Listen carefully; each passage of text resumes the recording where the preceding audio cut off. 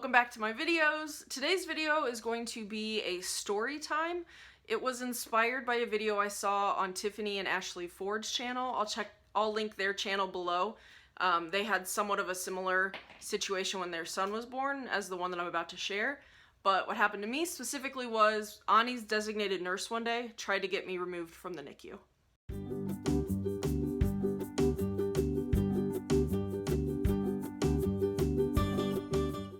So, mentioning Ani, I know everyone wants to know where she is. She's having a bit of an independent day, meaning she's very happily playing, but she wants me to have nothing to do with it. So she's right here, I'll show you, next to me playing with her Play-Doh.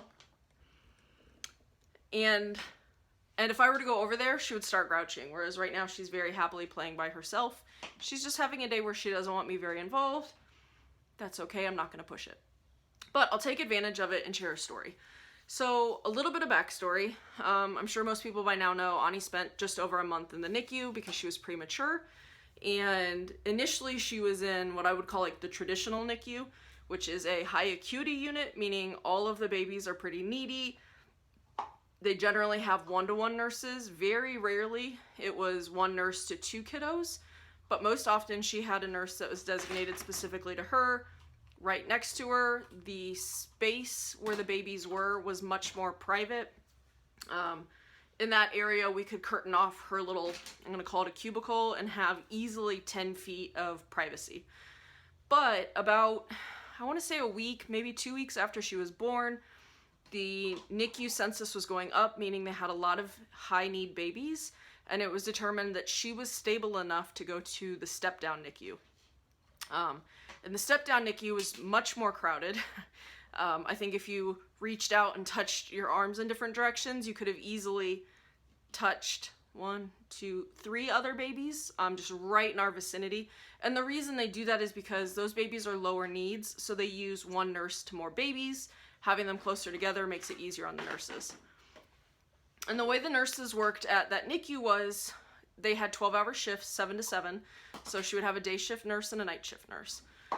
Generally speaking, all of the nurses knew me. Like I've said before, I was always at the hospital by about 5 a.m. until about 7 a.m. and then I'd be back in the evenings with Lauda.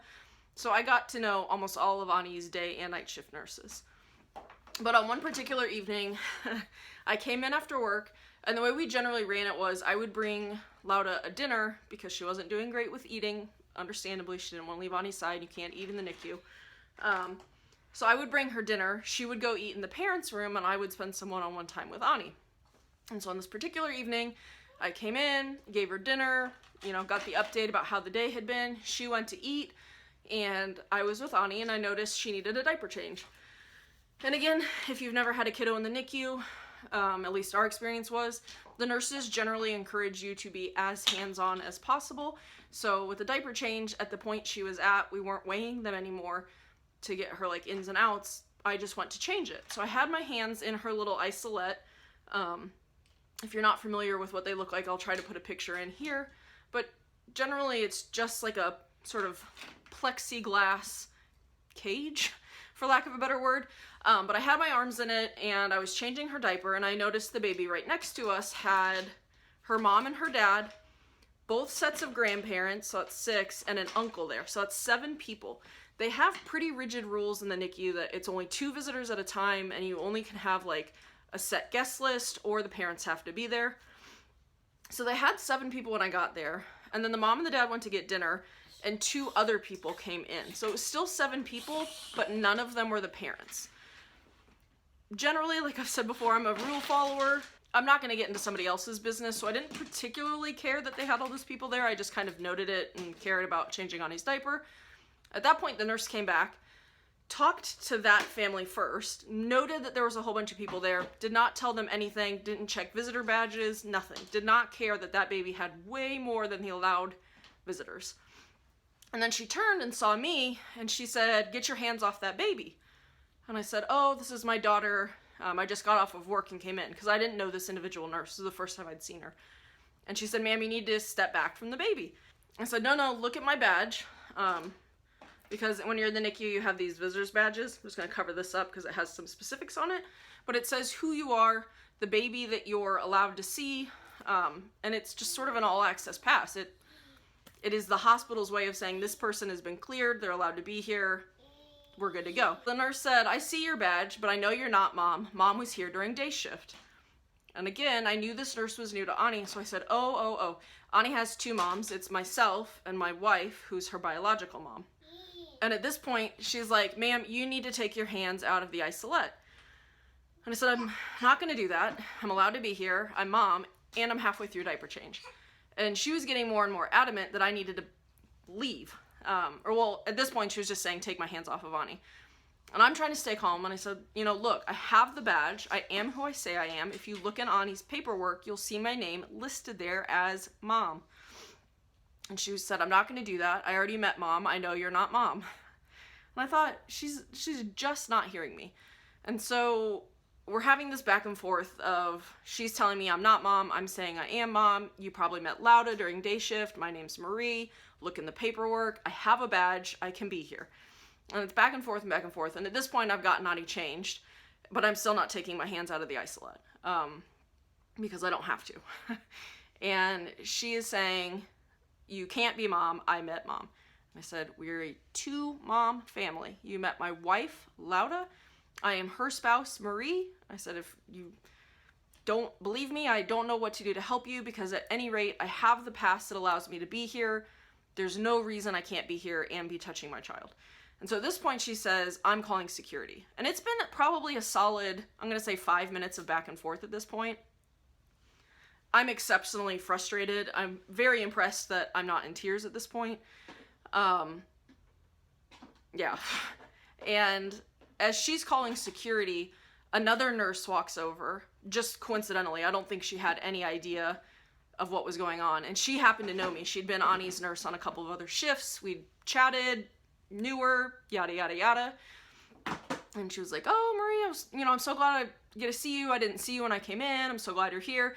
And Ani's current nurse is hearing this as she's on the phone with security, saying, they need to come and remove me. And she kind of pauses, but she doesn't stop. And I said, hey, can you just tell her I am who I say I am? I'm Ani's mom. She's saying I have to leave. And so the nurse, she did very briefly say, like, hey, like, this is Ani's other mom. She's cleared to be here. She was clearly confused. She didn't understand what was happening. And obviously she had her own babies that she was responsible for and couldn't hang out forever. So she said it, and then she kind of had to shuffle away, which is fine. Nothing against her. And so the nurse hangs up, and I don't even know if she actually called security or if she was just trying to bluff me out of it, because they didn't end up showing up. And generally at a hospital, when you call security, they're pretty quick to respond, especially if there's a child involved. So she's right back to, you need to leave the NICU right now. And I'm very calmly and politely, which I was impressed at how calm I stayed, saying, I'm not leaving. If for no other reason, you see I have a badge that allows me to visit this baby. And she's adamant. I'm not sure what's going to happen at this point. I'm waiting for security to show up, although also starting to doubt her whole I'm calling security thing because they haven't shown up. And at that moment, thank God, because at this point, the nurse and I are on like opposite sides of Ani's isolette, and I'm like waiting for her to come around and put her hands on me because she's like beet red, she's mad, and I cannot figure out why. The NICU director walks through, and oh, Marie, it's so good to see you. And my nurse like completely changes her demeanor. And I was like, hi, how are you? Maybe you can help us settle this. And she was like, sure, what's going on? And I said, oh, well, the nurse, at this point I was calling her by her name, but I'm not going to put that out there, is telling me I need to leave. And so the director's sort of like, why? And I said, well, she said I'm not mom and that I need to leave. And so the NICU director, like me, thought, oh, she probably saw Lauda here all day, doesn't realize it's a two-mom family, and says, oh, this is a two-mom family, Marie's mom as well. Wait, she has her badge on. Why are you making her leave? And the nurse just is like, pale, all of a sudden super pale, and doesn't really say anything, like kind of mumbled like, oh, I couldn't see her badge. But that was crap, because it was legit. I was wearing a zip-up hoodie and it was hanging from the hood. So if you can see my face, you can see my badge.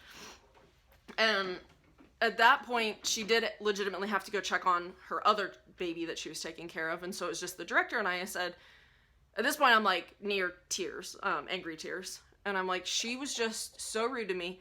She's telling me she called security. She's telling me I can't touch my baby. I have to leave. This is after I've calmly explained who I am and that she can check the file. I offered to pull my ID out for her. And the NICU director was like, I'm okay. She's like, back up and tell me the whole story. So I recount the whole thing to the director. And she was like, I understand that must be frustrating. Give me a couple minutes. I'm going to come back and check on you. Mind you, this entire time, Loud is having dinner and is oblivious. So a couple minutes go by. I'm finally sort of calmed down. I'm that sort of post-frustrated, like shaky, sweaty. And at this point, I'm sitting down and just reading to Ani because it's calming to me. She was happy. No big deal. The director comes back and she said, I really would like for you to file a statement if it's something that you want to do because none of this should have happened. She said, I've gone ahead and reassigned nursing duties, so you won't see that nurse again today or on any other day. And she goes, and I'll handle it from here. And thank God for her. And the only reason she knew me that well is on the day Ani was born, they were short-staffed, so she was actually in the delivery room and then walked with me from the OR to the NICU, and we chatted the whole way.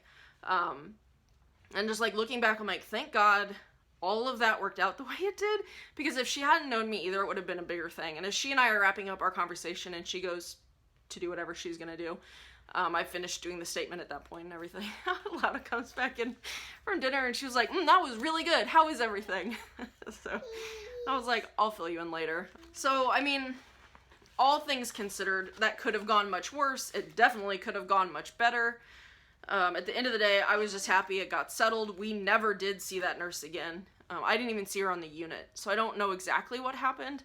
I didn't ask for any particular punishment or anything like that. I just said, I don't want her with my daughter again. That was my only request. And so I don't know if they switched her to another, because there's a couple different parts of the NICU. I don't know if they switched her to another part. Maybe they sent her to just a different unit in general, because that happens sometimes. But long story short, I was very happy with how they handled it, particularly the NICU director. They actually checked in on me a couple more times throughout Ani's stay just to make sure everything was fine. And yeah, to balance everything out, I should say, because I don't want to be somebody who only complains, we did go ahead and, or at least I did, I think Lauda did too, and filed some, I forget what they called it. It was like a form you can fill out about really good nurses and positive experiences. So I did that a couple times because with the exception of that one, I loved all of our nurses.